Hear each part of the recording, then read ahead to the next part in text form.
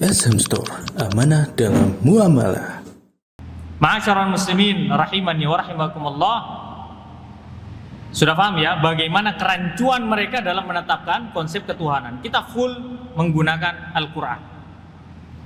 Lalu sekarang bagaimana dengan perayaan mereka yang mereka merayakan kelahiran Tuhan mereka? Seorang muslim telah Allah Subhanahu wa taala firmankan dalam surah Al-Ikhlas. Ini keunikan sendiri. Sampai tidak akan pernah menjumpai suatu surat, suatu nama surat dalam Al-Quran kecuali nama itu dinukil dari ayatnya. Kayak Al-Baqarah diambil dari kata Al-Baqarah pada beberapa ayat di pertengahan juz 1 dalam surah Al-Baqarah. Ya kan? Jadi diambillah nama surat itu dengan nama Al-Baqarah karena disebutkan hewan bernama Baqarah. Apa sih Baqarah? Sapi.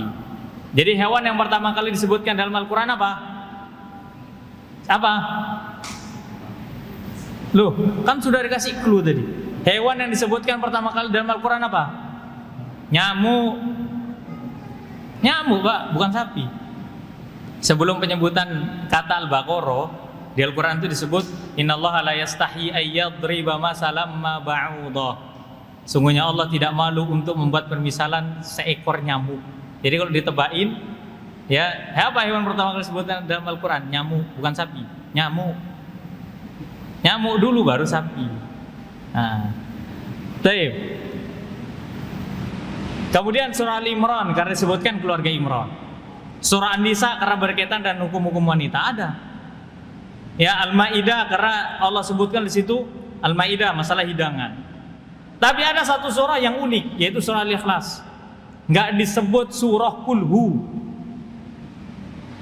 nggak disebut surah Al-Ahad, surah Al-Ahad enggak.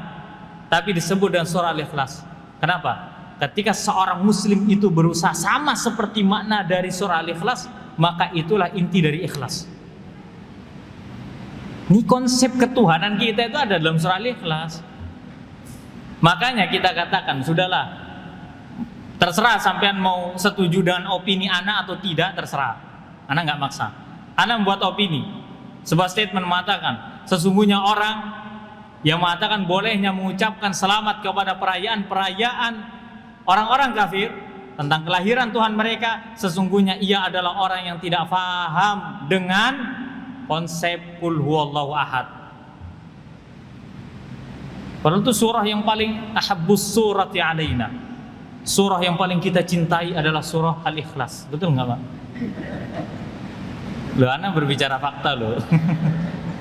Wis pokoknya paling panjang tuh Duha, udah nggak boleh lebih. Panjang dikit ngerutu hatinya. Alif Lam Mim Waswe. Lama ini, nggak mufakat Anda nih. Padahal cuma 1 sampai 5. Al-Baqarah 1 sampai 5 doang. Yuflihun, udah.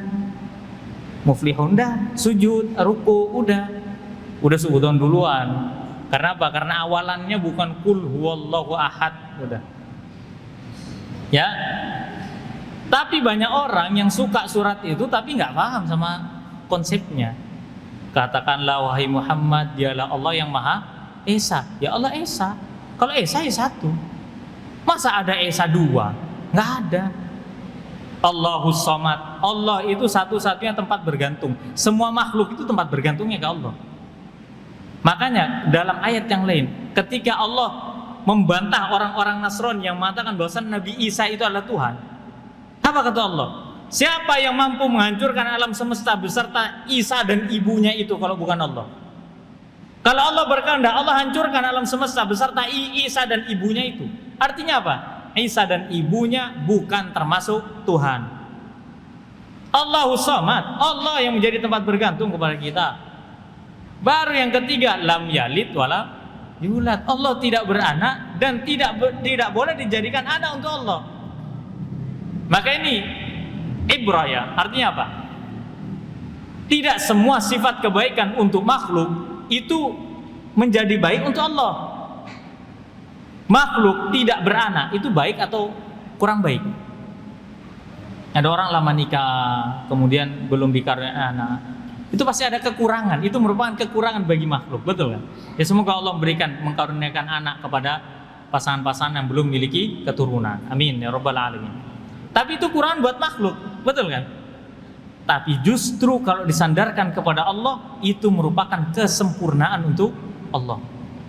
Justru kekurangan bagi Allah ketika ada anak disandarkan untuk Allah. Ini justru kurangan. Ya, bukan sebuah kesempurnaan. Maka tidak boleh seorang muslim mengatakan bahwasannya Allah itu punya anak.